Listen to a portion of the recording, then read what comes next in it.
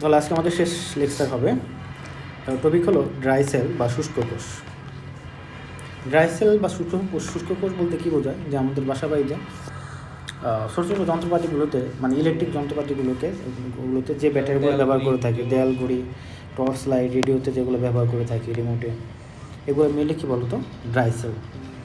Dry sell হলো এক ধরনের গ্যালভানিক কোষ, এটা মনে রাখতে হবে। গ্যালভানিক কোষে কী থাকে, অ্যানোড ক্যাথোড থাকে। যেমন এখানে আমাদের দুইটা অ্যানোড এবং ক্যাথোড থাকবে, এবং দুইটা কিন্তু ভিন্ন প্রকৃতির থাকে। আমরা জানি তড়িৎ বিশ্লেষ্য কোষে দুটো একই ধরনের তড়িৎদ্বার থাকতে পারে, বাট এখানে আমাদের দুইটা ভিন্ন ধরনের তড়িৎদ্বার ব্যবহৃত হয়ে থাকে। ড্রাই সেলের মাধ্যমে রাসায়নিক শক্তি কী করা হবে, বৈদ্যুতিক শক্তি রূপান্তর করা হবে। কারণ এটা কি আমাদের তড়িৎ রাসায়নিক কোষ। আমরা সাধারণত টর্চ লাইট জ্বালাতে, রেডিও বাজাতে, টেলিভিশন ও রিমোট চালাতে এবং খেলনা চালাতে ড্রাই সেল ব্যবহার করে থাকি। ড্রাই সেলও কি থাকবে, অ্যানোড থাকবে এবং ক্যাথোড থাকবে, দুইটা তড়িৎদ্বার থাকবে। এখন দেখবো আমরা ড্রাই সেলে অ্যানোড হিসাবে কী ব্যবহার করা হয়, ক্যাথোড হিসাবে কী ব্যবহার করা হয়, কোনটা কীভাবে কাজ করে সেটা একটু জানবো। ছোটো ক্লাসে আমরা জানছিলাম যে ক্লাস 8-এর মধ্যে ছিল যে ড্রাই সেল কীভাবে তৈরি করতে হয়, ফর্মুলাটা ছিল, বাট কীভাবে কাজ করে এটা ছিল না, তাই না? ওকে, তো এখানে দেখো কী করা হয়। প্রথমে একটা কী নিতে হয়, জিঙ্ক বা দস্তার একটা কী নিতে হয়, কৌটা নিতে হয়। জিঙ্ক বা দস্তার একটা কৌটা নিয়ে তার মধ্যে কী করতে হয়, আমি এভাবে একটা জিঙ্ক বা দস্তার কৌটা নিলাম। কৌটা নিয়ে এর মধ্যে কী করতে হবে, এর মধ্যে আমাদের ম্যাঙ্গানিজ ডাইঅক্সাইড, অ্যামোনিয়াম ক্লোরাইড আর জিঙ্ক ক্লোরাইডের একটা পেস্ট তৈরি করতে হবে। সাথে কী দিতে হবে, কয়লার গুঁড়া দিতে হবে। কী দিতে হবে, কয়লার গুঁড়া দিতে হবে। এখানে আমার লেখা নেই, তো সাথে দিতে হবে কয়লার গুঁড়া।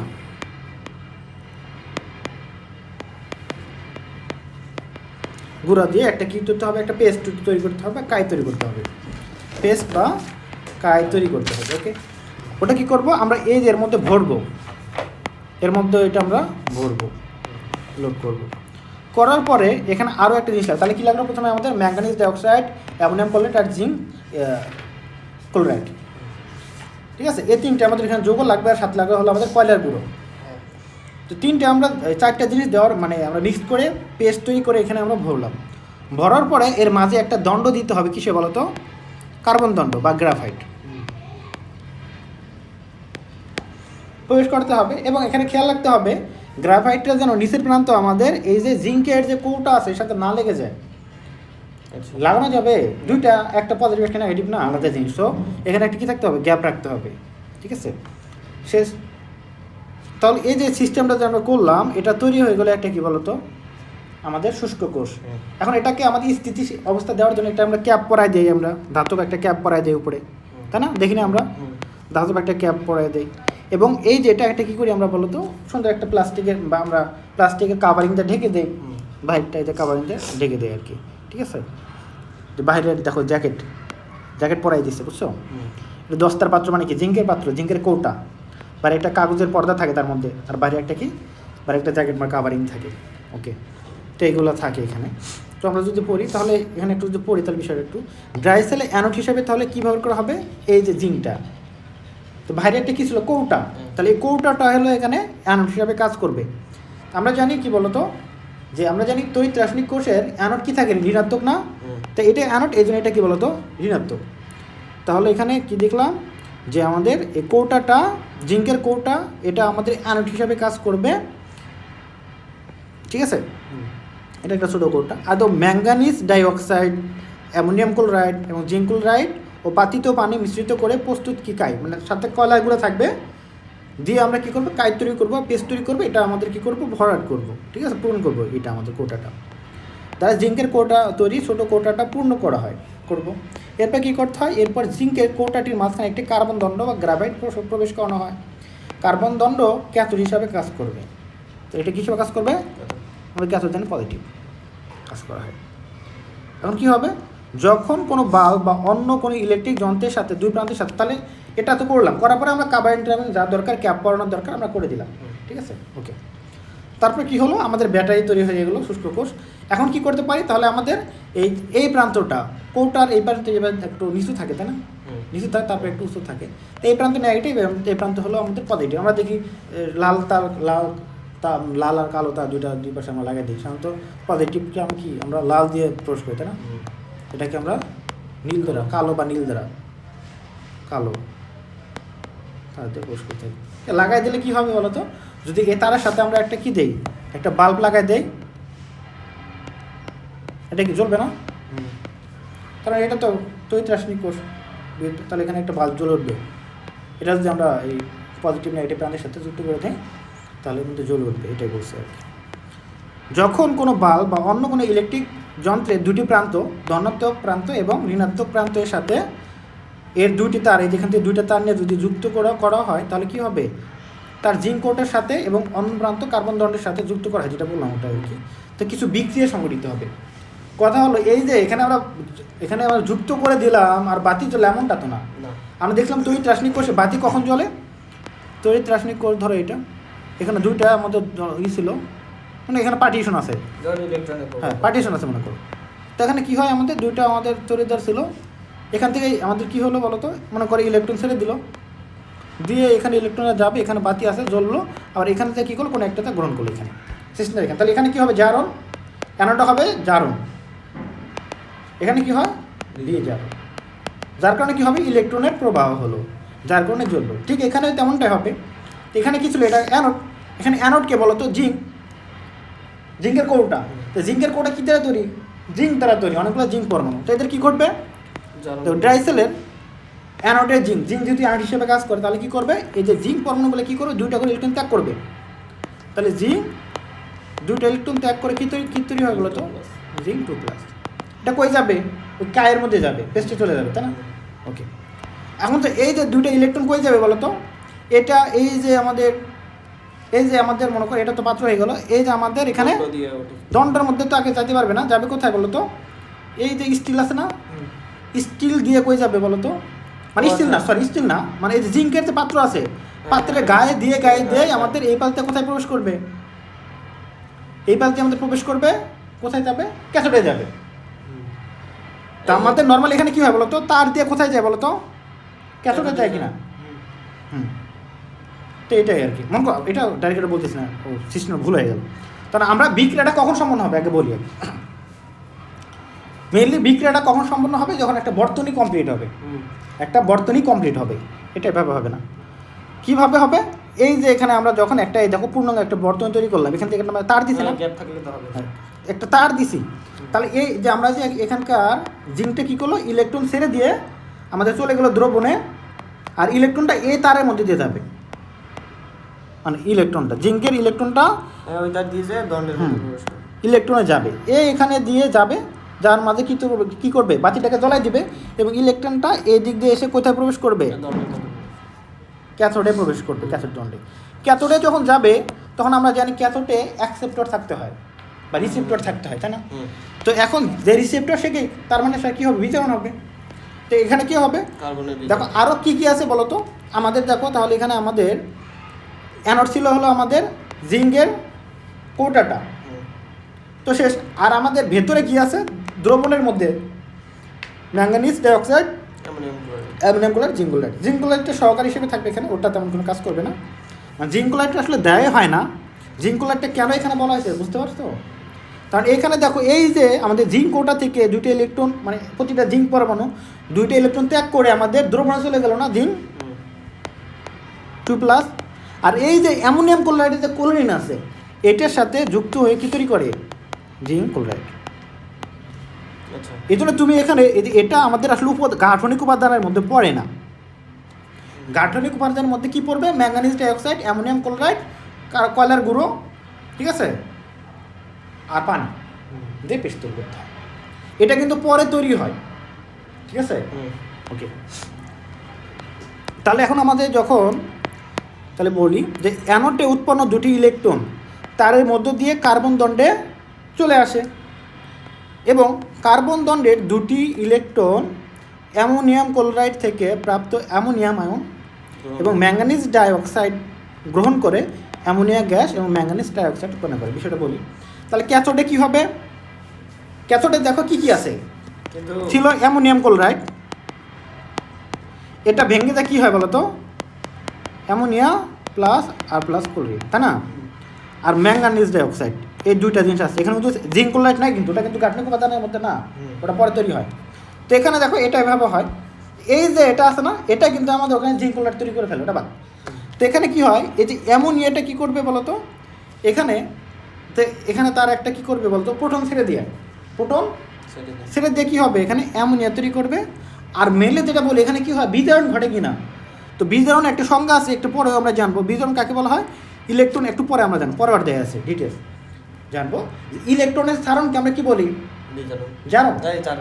আর ইলেকট্রন গ্রহণকে বলি বিজারণ। আবার অন্যভাবে বলি আমরা কি বলতো, হাইড্রোজেনের সারণকেও আমরা কি বলি, জারণ। এবং অক্সিজেনের গ্রহণকে কি বলি আমরা, বিজারণ। তো এখানে তখন ম্যাঙ্গানিজ ডাইঅক্সাইড আছে, সে কী করবে, আরও একটা অক্সিজেন নিবে, ম্যাঙ্গানিজ ডাইঅক্সাইড। তাহলে কী হলো, এখানে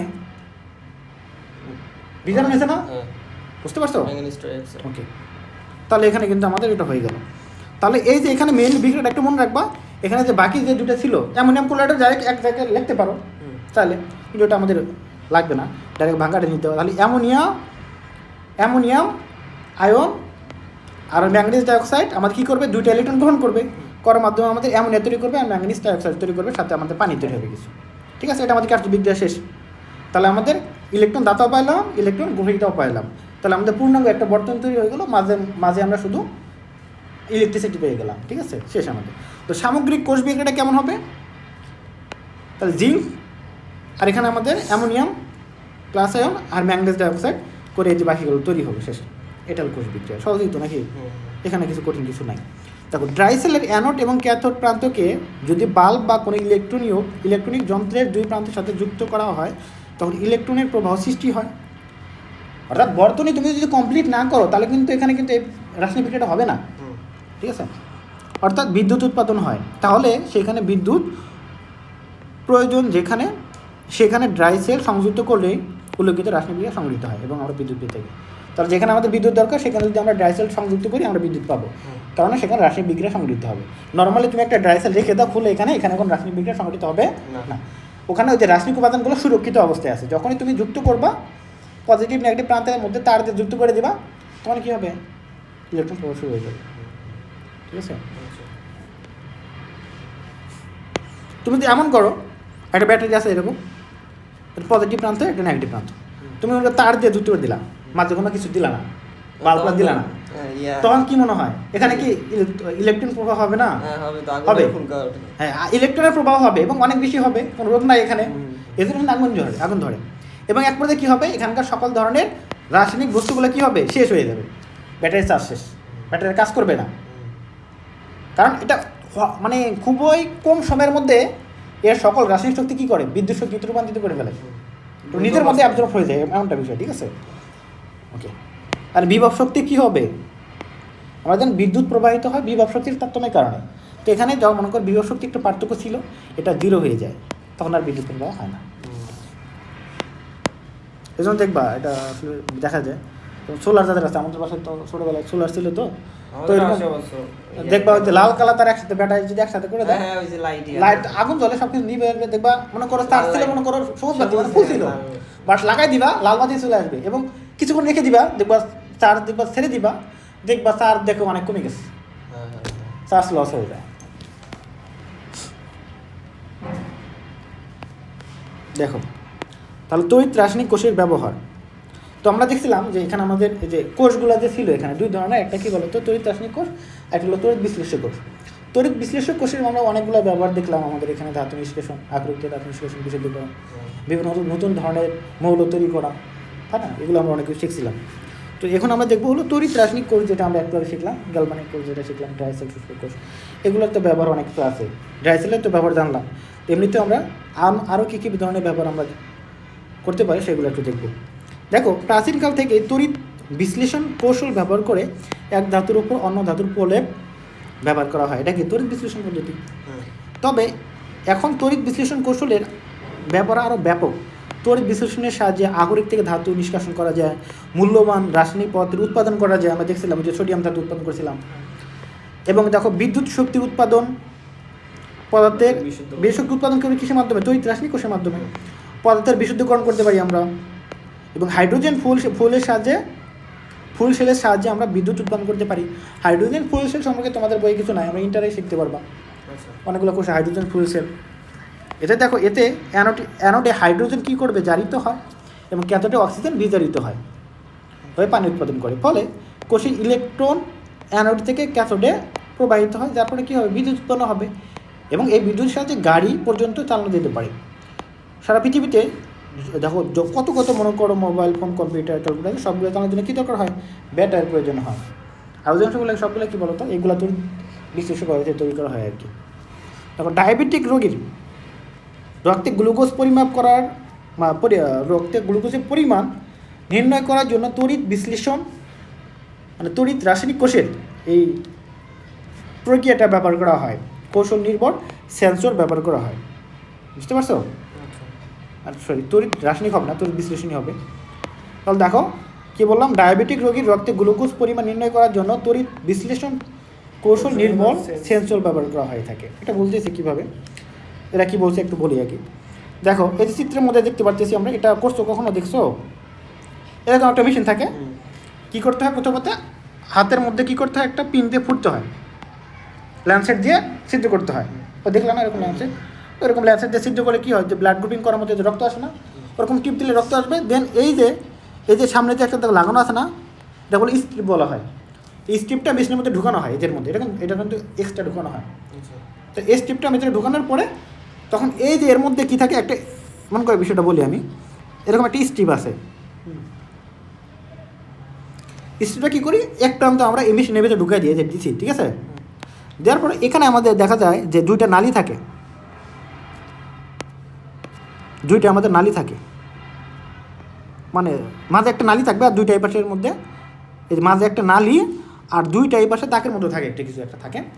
এখন এই যে মাঝে একটা আমি নালি দিলাম, এই যে একটা নালি,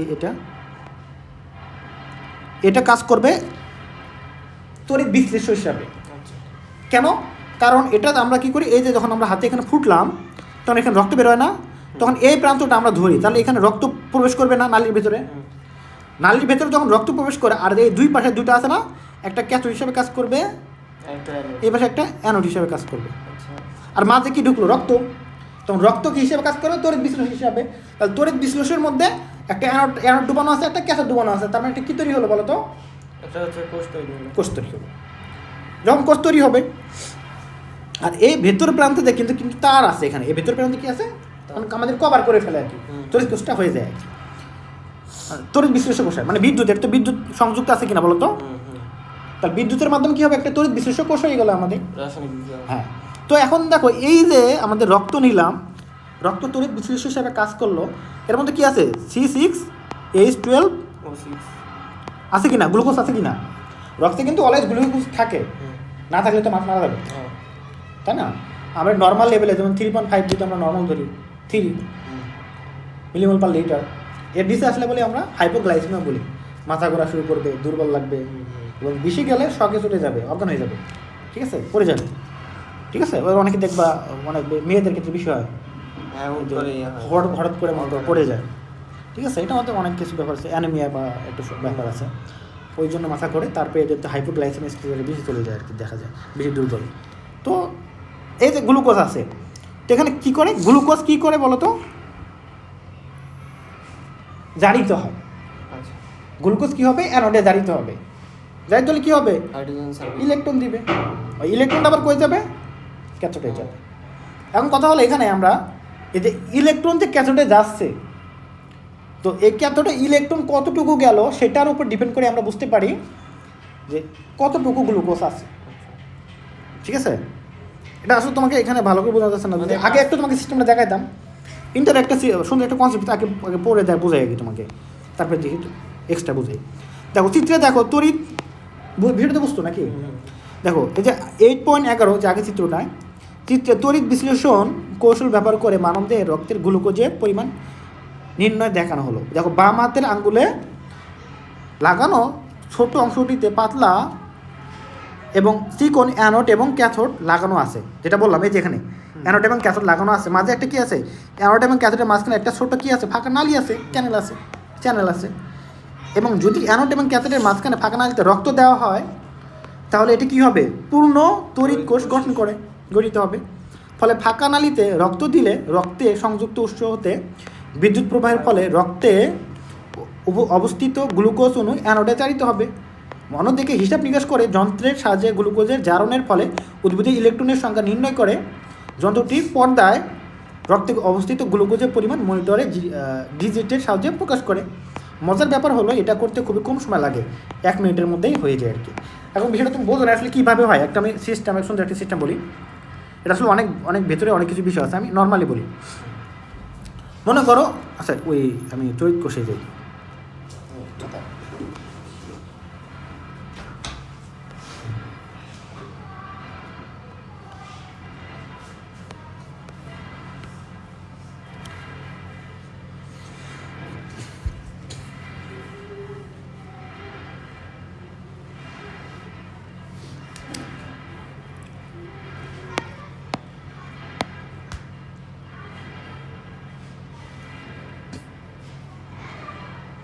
তো ওয়েট করতে হবে।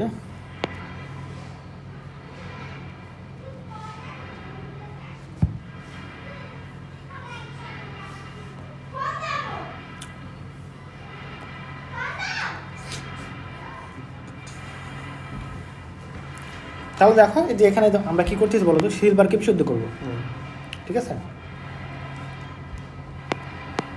এটা বাদ, বিশুদ্ধ করবো না, আমরা একটু ইয়ে যাই।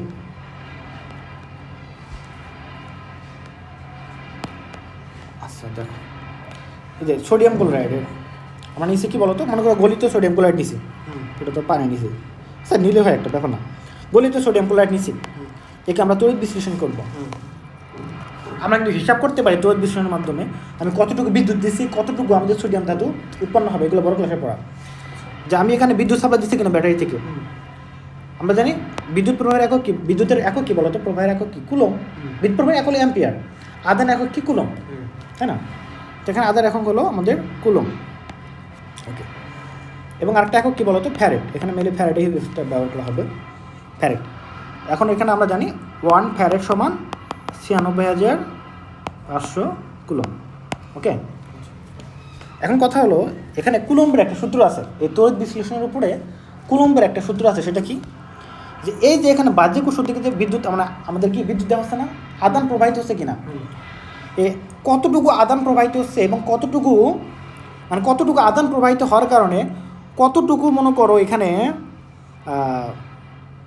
এই যে মনে করো সোডিয়াম ধাতু সঞ্চিত হবে বা জমা হবে, বা ওই যে এর আগে দেখলাম আমরা সিলভারকে যখন বিশুদ্ধ করলাম, তাহলে কতটুকু সিলভার এখানে কি হলো, জমা হলো, মানে দ্রবণে চলে গেল, বা এখানে কতটুকু আবার কি হলো, জমা হলো।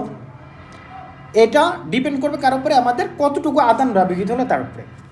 তো এটা সূত্র যেটা আছে ডাব্লু সমানুপাতিক কি বলতো, কিউ, ঠিক আছে? ডাব্লু সমানুপাতিক কিউ মানে আদান, আচ্ছা না আদান উপরে এটা সূত্র আছে, ডাব্লু সমান দিলে এটা জেড হয়, জেড কিউ, ঠিক আছে? এটা এগুলো ভেতরে যাচ্ছি না আমি, তখন তো সমানুপাতিক হ্যাঁ উঠে যাওয়ার কথা। হ্যাঁ উঠে যাবে, এটা কি জেড কিউ হবে, এটা ধ্রুব, এটা যাচ্ছি না আমি। তাহলে আমাদের এই যে কতটুকু আমাদের এখানে জমা হবে ক্যাথোডে, আমাদের তৈরিকৃত আমাদের যেটা দ্রবণে কতটুকু আসলো বা কতটুকু এখানে গিয়ে আমাদের সঞ্চিত হলো, এটা ডিপেন্ড করবে আমাদের আদানের উপরে, ঠিক আছে?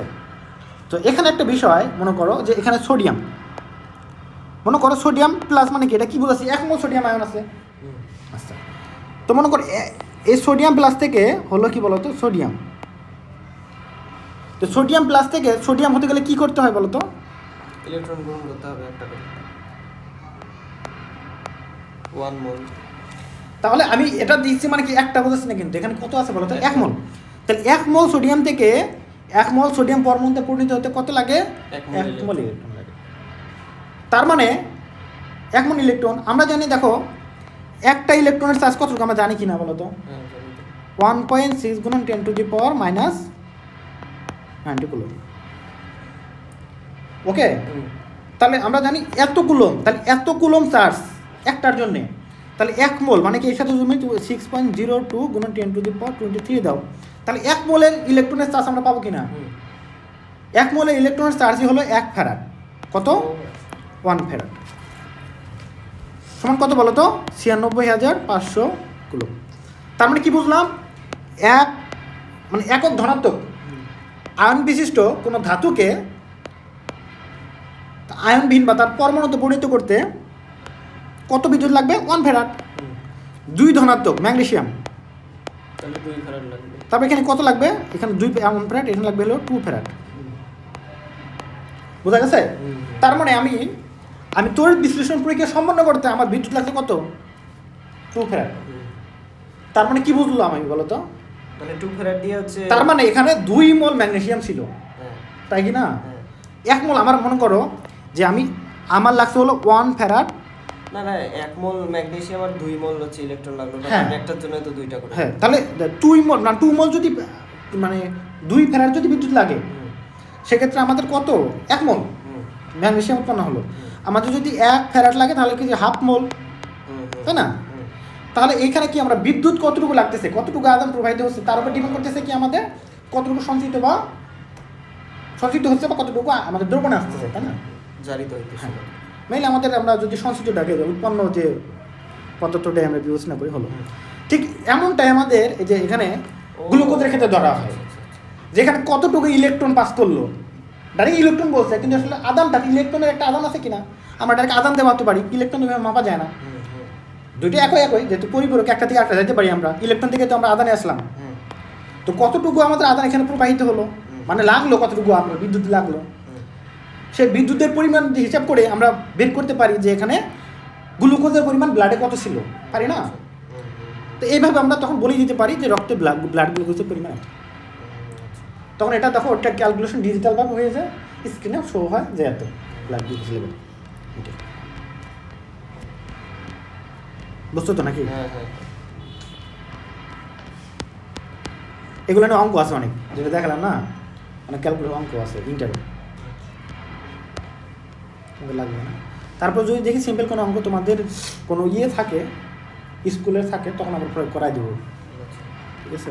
তো থাকলেও ক্রিটিক্যাল কিছু নাই, সিম্পল যেটা বললাম আমি, যে কত ফ্যারাড লাগবে, বিদ্যুৎ লাগবে, কত মোল জমা হতে, এগুলো থাকতে পারে। এখন দেখো এই যে স্বাস্থ্য এবং পরিবেশের উপর ব্যাটারির বিরূপ প্রভাব। দেখো, আমরা বিভিন্ন কাজে ব্যাটারি ব্যবহার করি, ড্রাই সেল, টর্চ লাইট জ্বালানোর কাজে, লেড স্টোরেজ ব্যাটারি, বাস, ট্রাক, মানে আমাদের লেড স্টোরেজ ব্যাটারি কোনগুলো বলো তো? এই যে আমাদের বড় বড় ব্যাটারিগুলো, যেগুলো সোলার ব্যাটারিগুলো, অটো দেবো। স্টান্ট দেওয়ার ট্রাক ইত্যাদি স্টার্ট দেওয়ার কাজে ব্যবহার করা হয়। এইসব ব্যাটারিতে বিভিন্ন ধাতু পাইওয়ার ব্যবহার করা হয়। লেড একটা কি ভারী ধাতু, ভারী ধাতু বোঝে, অনেক ক্ষতি করে আমাদের, যা আমাদের শরীরের জন্য মারাত্মক ক্ষতিকর। ড্রাই সেলে দস্তা ব্যবহার করা হয়, ম্যাঙ্গানিজ ডাইঅক্সাইড ব্যবহার করা হয়ে থাকে। লেড স্টোরেজ ব্যাটারিতে সীসা বা লেড ব্যবহার করা হয়ে থাকে, ঠিক আছে? সীসা অক্সাইড থাকে। রাসায়নিক ধর্মের বিবেচনা এগুলো খুবই বিষাক্ত, টক্সিক, ক্যান্সার তৈরি করতে পারে, এগুলো কার্সিনোজেনিক, তাই না? সেইগুলো অনেক বিষাক্ত, এগুলো ব্যবহার আমাদের ঠিকভাবে করতে হবে, এগুলো ব্যাপার না। দেখো, এখন যেটা পড়া ইম্পর্টেন্ট একটা জিনিস, সেটা হলো আমাদের নিউক্লিয়ার বিক্রিয়া এবং বিদ্যুৎ উৎপাদন। আমরা নিউক্লিয়ার বিক্রিয়া করার মাধ্যমে বিদ্যুৎ উৎপাদন করে থাকি, করা যায়। এবং আমরা জানি এখানে যেমন নিউক্লিয়ার বিক্রিয়ার মাধ্যমে আমাদের যেমন এখানে যেটা হয় আর কি, ওই যে পারমাণবিক বোমা তৈরি করা হয়ে থাকে ইউরেনিয়াম থেকে, আবার ওই যে পারমাণবিক চুলিতে বিদ্যুৎ উৎপন্ন করা হয়ে থাকে, অনেকগুলো ব্যাপার আছে। দেখো, তো এই যে নিউক্লিয়ার বিক্রিয়া অনেকগুলো টাইপ আছে, তার মধ্যে মেজর 2টা টাইপ আছে, সেটাও কি বলো তো? একটা হলো পরে যাই আর কি পড়ি। তো নিউক্লিয়ার বিক্রিয়া বলতে কী বোঝায়? যে বিক্রিয়ায় কোনো মৌলের নিউক্লিয়াসের পরিবর্তন ঘটে তাকে নিউক্লিয়ার বিক্রিয়া বলো, সবার মনে রাখতে হবে। নর্মালি আমরা যে বিক্রিয়াগুলো দেখে থাকি ওগুলো কোনো নিউক্লিয়াসের পরিবর্তন ঘটে? আমরা জানি যে রাসায়নিক বিক্রিয়াগুলোতে কোনো মৌলের নতুনভাবে সৃষ্টি বা ধ্বংস হয় না। আমরা জানি, ওই রাসায়নিক সমীকরণ দেখছিলাম, নতুন করে কোনো মৌল সৃষ্টি হয় না বা ধ্বংস হয় না, তাই না? শুধুমাত্র পূর্ণ বিন্যাস হয়। কিন্তু আমরা এখানে দেখব, আর তাহলে কীভাবে বিক্রিয়াটা হয়? বহিষ্ঠ শক্তিশালী ইলেকট্রন আদান প্রদানের মাধ্যমে। বাট এখানে দেখবো নতুন করে মৌল তৈরি হয়, ঠিক আছে? আর নিউক্লিয়াসের পরিবর্তন ঘটে, এই জন্য নতুন করে মৌল তৈরি হয়। তাহলে যে রাসায়নিক বিক্রিয়ায় কোনো মৌলের নিউক্লিয়াসের পরিবর্তন ঘটে তাকে কী বলা হবে? নিউক্লিয়ার বিক্রিয়া বলা হয়। দেখো, রাসায়নিক বিক্রিয়ায় পরমাণুর বা আয়নের সর্ববহিষ্ঠ শক্তি স্তর থেকে ইলেকট্রনের আদান প্রদান ঘটে রাসায়নিক বিক্রিয়ার ক্ষেত্রে। নিউক্লিয়াসের কোনো পরিবর্তন ঘটে না, কিন্তু নিউক্লিয়ার বিক্রিয়ায় পরমাণু নিউক্লিয়াসের পরিবর্তন ঘটে। এখানে ইলেকট্রনের কোনো ভূমিকা নেই, ঠিক আছে? ইলেকট্রনের কোনো ভূমিকা নেই। এই বিক্রিয়ার ফলে নতুন মৌলের পরমাণুর নিউক্লিয়াসের সৃষ্টি হয়, ঠিক আছে? নতুন মৌল তৈরি হবে। দেখো, মৌলের নতুন মৌলের পরমাণু তৈরি হবে। নতুন তো মনে করো 118টার মধ্যে থাকবে, বাইরে তো যাবে না, আর নতুন ড্রাই তৈরি হবে একদম। দেখো, যে বিক্রিয়ার ফলে ছোট ছোট মৌলের নিউক্লিয়াস একত্রিত হয়ে বড় মৌলের নিউক্লিয়াস অথবা কোনো বড় মৌলের নিউক্লিয়াস ভেঙে একাধিক ছোট মৌলের নিউক্লিয়াস তৈরি হয় সেই বিক্রিয়াকে নিউক্লিয়ার বিক্রিয়া বলা হয়, এটাও বলা যায়। তাহলে আগের সংজ্ঞাটা একটু বড় করে বলতেছে। তারপর নিউক্লিয়ার বিক্রিয়া দুই ধরনের, একটা হচ্ছে ফিউশন, একটা ফিউশন একটা ফিউশন। তো এই দুইটাকে আবার ইনক্লুড করে সংজ্ঞা দিছে, ঠিক আছে। আর একটা মানে ইনক্লুড না করে সংজ্ঞা, তুমি দুইটাই ব্যবহার করতে পারো, এটা বিস্তারিত হয়ে যায়। টাইম পেলে এটা দিবা, না পেলে এটা দিবা। তো এখানে কি বলা হলো, নিউক্লিয়ার বিক্রিয়া হলো দুই ধরনের, একটা হলো ফিউশন, একটা হলো ফিউশন। একটাতে কি হয়, অনেকগুলো মনে করো একত্র হয়ে একটা হবে, বড় একটা হবে। আরেকটা কি হলো, একটা বড় নিউক্লিয়াস থেকে ছোট ছোট হবে, ভেঙে যাবে, ঠিক আছে। তো একটা হলো ফিউশন, একটা হলো ফিউশন। আমি মনে রাখার একটা আসলে উল্টা হয়, তবে আমি একটা ট্রিক্স ব্যবহার করি এখানে। ছোটগুলা থেকে বড়গুলা হলে ফিউশন। দেখো নিউক্লিয়ার বিক্রিয়ায় প্রচুর পরিমাণে কী হবে, শক্তি উৎপন্ন হয়। বিভিন্ন রকমের নিউক্লিয়ার বিক্রিয়া আছে, তার মধ্যে দুই ধরনের ইম্পর্টেন্ট, একটা হলো কি ফিউশন বিক্রিয়া, একটা হলো নিউক্লিয়ার ফিউশন বিক্রিয়া। তো মনে রাখার কৌশলটা কি, ইংলিশটা আমরা দেখো, একটা হলো কি ফিউশন, আরেকটা কি বলতো ফিউশন। বাংলাটা দেখলেও বোঝা যায় অবশ্য, যেটা বড় ওটা থেকে বড় উৎপন্ন হবে, যেটা ছোটটা ভেঙে ছোট। দিতে পারো। তো আমি যেটা ব্যবহার করি ফিউশন। আর ফিউশন এখানে দেখো প্রথম রকমটা কি আই না, দ্বিতীয়টায় আয়ের উপর কিছু দিলেই পড়ে যাবে না, জমা হবে না, পড়ে যাবে তো। তার মানে আলাদা হয়ে যাচ্ছে, সেপারেট হচ্ছে, মানে ছোটো ছোটো হয়ে যাচ্ছে। এখানে কিউ একটা কন্টেইনার মতো না, তার মানে সবগুলো একত্র হচ্ছে। তার মানে কি একত্র হওয়া মানে বড় হবে কিছু একটা, মানে অনেকগুলো মিলে কিছু একটা হবে এখানে ফিউশনে। আর এটার মধ্যে আই আছে, এখানে কোনো ইউ নাই, কন্টেইনারের মধ্যে কিছু নাই, কারণ এখানে কি হবে, আই আছে শুধু এখানের মধ্যে, এখানে ভেঙে ভেঙে যাবে, ঠিক আছে। তো এটা আমি এভাবে মনে রাখতাম ছোটোবেলা থেকে, এটা মনে রাখতে পারি। আমার বাংলাটা দেখলে দেখে অনেক সময় মনে থাকে না যে কী যেন করছিলাম। দেখো আমি তো এটা দেখছিলাম, আমারও এরকম কনফিউশন হতো, এটা পরে আমি এভাবে মনে রাখছি। দেখো তাহলে এখানে দেখো পরেরটা, তাহলে নিউক্লিয়ার ফিশন বিক্রিয়া, তাহলে এখানে কীভাবে ঘটে, মেনলি আমরা এখানে নিউক্লিয়ার ফিশন বিক্রিয়া আমরা তেজস্ক্রিয় মৌল ব্যবহার করে থাকি। মেনলি কী ব্যবহার করে থাকি, ইউরেনিয়াম বেশি সচরাচর ব্যবহার করা হয়। তো এইগুলোতে মেনলি তেজস্ক্রিয় মৌল ব্যবহার করা হয়। তেজস্ক্রিয় মৌল বলতে কী বোঝায়, যাদের নিউক্লিয়াস কি স্টেবল না, তাই না, অর্থাৎ স্বতঃস্ফূর্তভাবে ভেঙে যেতে পারে।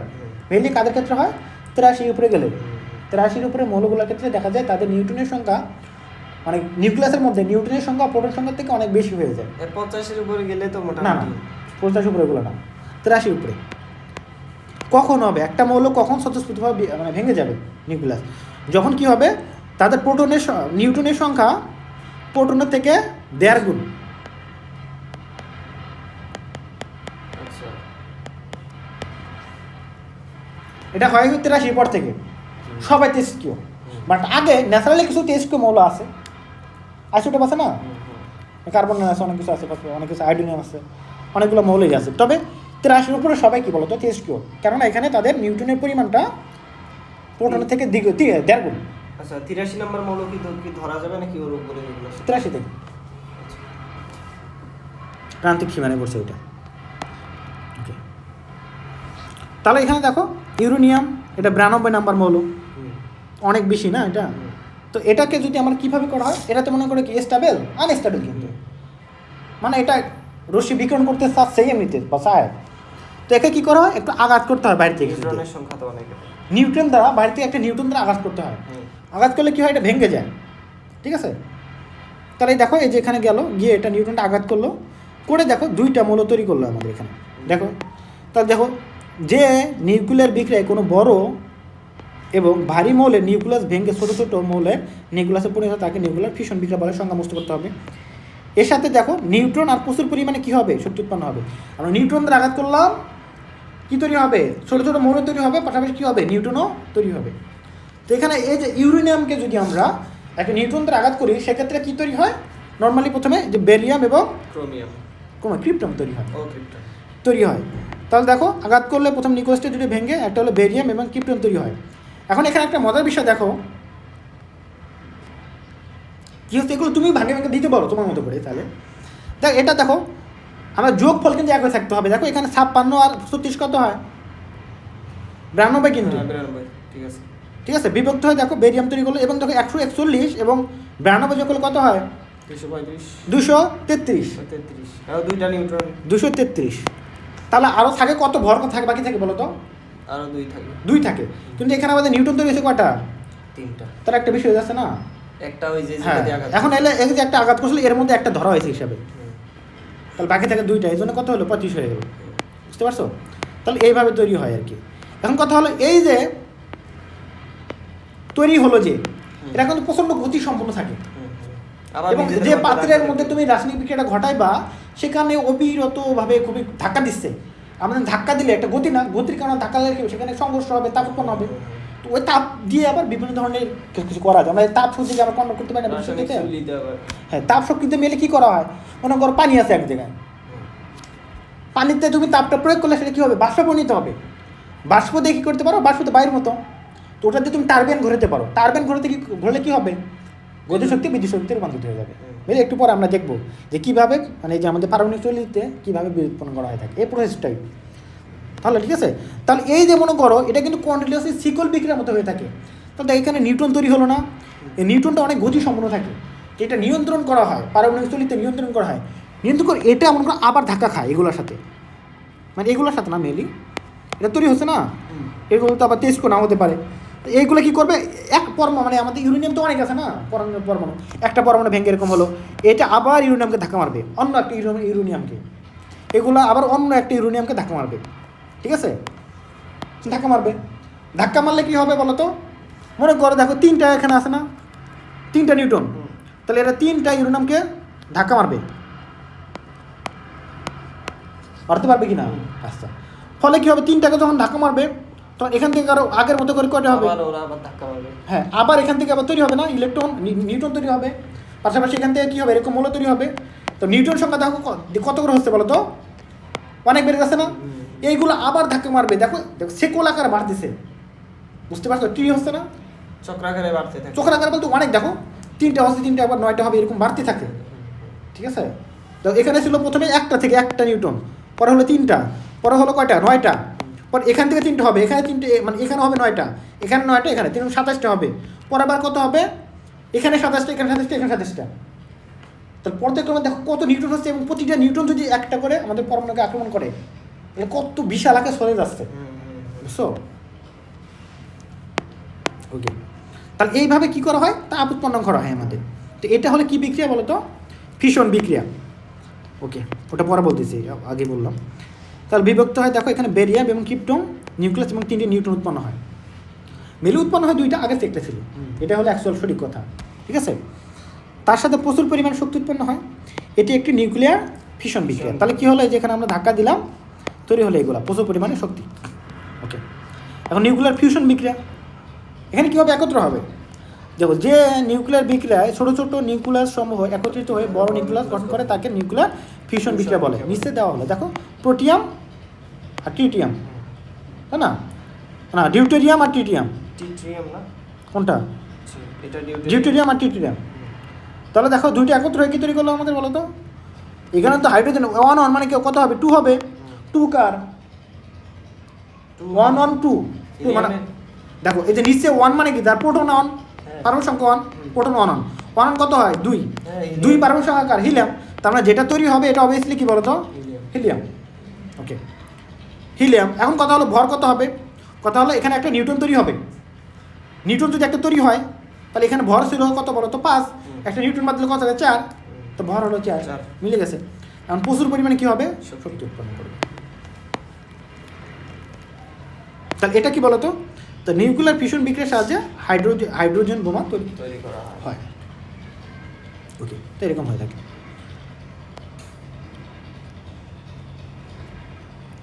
ই তো বসছিল না ওই যে সূর্যের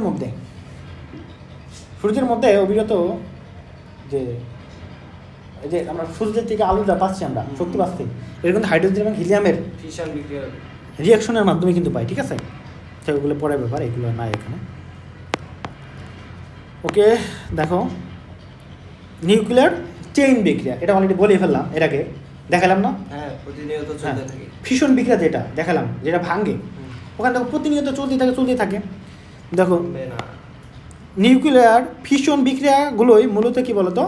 নিউক্লিয়ার চেইন বিক্রিয়া বা চেইন রিয়াকশন, যে বিক্রিয়া একবার শুরু হলে তাকে চালু রাখার জন্য অতিরিক্ত কোনো শক্তির প্রয়োজন হয় না, তাকে কি বলা হয়? চেইন বিক্রিয়া। কোনো অতিরিক্ত শক্তির প্রয়োজন হয়েছিল? না। হতেছিল। জাপানে যেটা হয়েছিল। তোমরা দেখেছো একটি দেখো, এই দেখো 235 92 ইউরেনিয়ামের দুইটা কিন্তু আইসোটোপ আছে, একটা কত বলো তো? 235, একটা 238। এর মধ্যে পরিকৃতির সবচেয়ে বেশি পরিমাণ পাওয়া যায় কোনটা বলো তো? 238টা। এটা খুবই কম পরিমাণে পাওয়া যায়, যেটা কম পাওয়া যায় সেটা মিলে ব্যবহার সবচেয়ে বেশি কাজে করা হয় আর কি।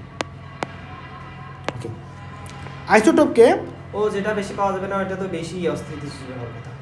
ওটার কাজ না, ওটা কাজ করে না, এটা মেনলি বেশি অস্থিতিশীল। এটাতে আমি সব কিছু কাজ করা হয়, পারমাণবিক বোমাতে সবগুলো এটা ব্যবহার করা, ওটা ব্যবহার করা হয় না। হ্যাঁ, মানে বললাম ওইটা বেশি পাওয়া যায় না, ওইটার পার্সেন্টেজ যদি প্রায় 99% মধ্যে পাওয়া যায় ওটা। এটা মানে মাত্র 0.9 বা 1%। তাহলে এটার থেকে ওইটা বেশি স্থিতিশীল, এই জন্য এটা নিচে অস্থিতিশীল হওয়ার জন্য।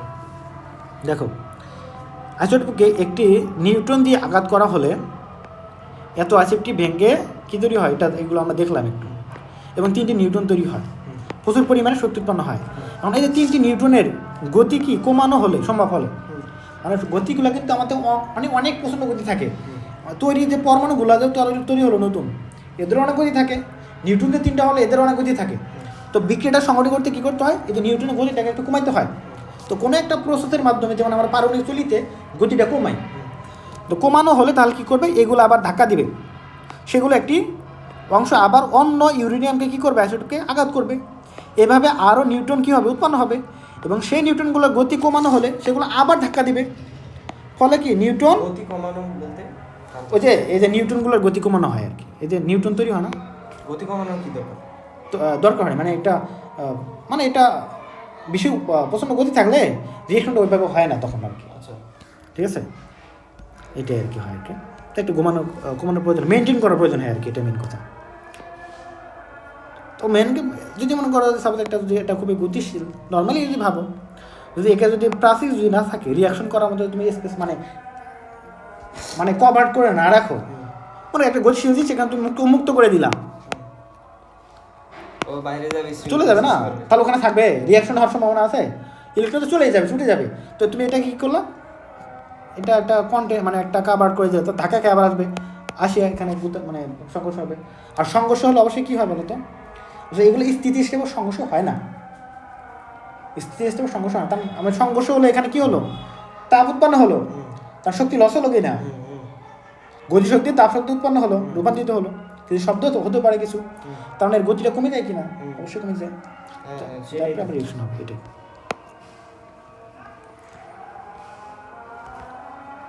ওকে, এইখানে আরেকটা কথা, এখানে নিজের ইচ্ছা মতো কোনো মৌল ইয়া করা যাবে না। এখানে যে বেরিয়াম আর ক্রিপ্টন দিয়ে করছে, নর্মালি এটা হয়, করতে পারবা? তখন ওইটা হিসাব করবো কিভাবে? একই সিস্টেম। শোনো, তাহলে তুমি এখানে অন্য একটা মূল্য নেওয়ার পাশে মনে করো সাপোজ নিয়ে তুমি কী করবা? মিলাইতে হবে, যে 92 মিলাইতে হবে। তুমি এখানে নিলে কত? 25 আছে না? তুমি নাও 36 আছে, 37 নাও। তাহলে এখানে কত? এখানে যদি এক কম বাড়াই দিলাম, তাহলে এখানে এক কমা দিতে হবে, প্রথম নিতে হবে। তাহলে তো ভরটা মুখস্থ রাখা লাগে এবার। অবশ্যই। ও দেখো, তুমি যেটা আছে এটা মুছতে করে নাও, শেষ। দেখো এভাবে দেখো, চলমান বিক্রিয়াকে নিউক্লিয়ার চেইন বিক্রিয়া বলা হয়। নিউক্লিয়ার চেইন বিক্রিয়াকে নিয়ন্ত্রণ করা যথেষ্ট কঠিন। এই বিক্রিয়াকে নিয়ন্ত্রণ করে পারমাণবিক চুল্লিতে বিদ্যুৎ উৎপাদন করা হয়। ঠিক আছে, ওকে। তো বিদ্যুৎ উৎপাদন কীভাবে করা হয় যেটা বলি আমি, রিডিং না দিই, তাহলে কী হলো মনে করো, এটা হলো এখানে এটা নিউক্লিয়ার চুল্লি, পারমাণবিক চুল্লি। এখানে কী বিক্রিয়া সংঘটিত হয় বলো তো? ফিউশন না ফিশন? ফিশন। তো ফিউশন বিক্রিয়া হবে। এটা ইউরেনিয়াম আছে, ধাক্কা দিব ইউরেনিয়াম, ঠিক আছে, কত? 92, 235। আমি একটা নিউটন দ্বারা ধাক্কা দিলাম, ধাক্কা দিলে ভেঙে যাবে। আচ্ছা, ভেঙে গিয়ে কী হবে? বেরিয়াম তৈরি হলো, ক্রিপ্টন তৈরি হলো, সাথে কী তৈরি হলো? 3টা নিউটন তৈরি হলো। তো এইগুলো তৈরি হতে বসে থাকবে? মনে করো এই যে পাত্র ছিল, পাত্রে চারদিকে ছোটাছুটি করবে কিনা, গিয়ে ধাক্কা মারবে কিনা বলো তো? কারণ চুল্লির ভেতরে ধাক্কা মারবে কিনা? ধাক্কা মারলে প্রচণ্ড এর গতির কারণে, ধাক্কা মারার কারণে অনেক তাপ উৎপন্ন হবে। এখন এই তাপটা মনে করো জেনারেটরের মাধ্যমে কনভার্ট করে, এখানে ভেতরে মানে এই চুল্লির ভেতরেও এখানে অনেক প্রসেস করা হয় ভাবে। মনে করো পানি থাকে, তখন পানিটা এই তাপের কারণে কী হবে? বাষ্পীভবন নিতে হবে।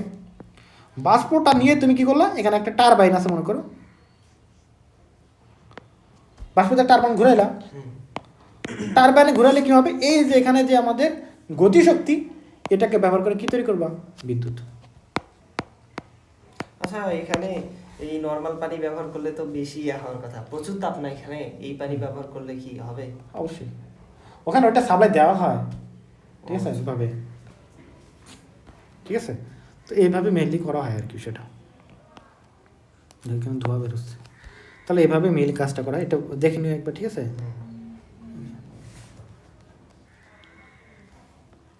দেখো এই যে তাপ উৎপন্ন হয় এটা প্রকোষ্ঠে চালনা করা হয় এবং সেই তাপ দিয়ে বাষ্প উৎপন্ন করা হয়। বাষ্প উৎপন্ন করতে হলে অবশ্যই পানি লাগবে, ঠিক আছে।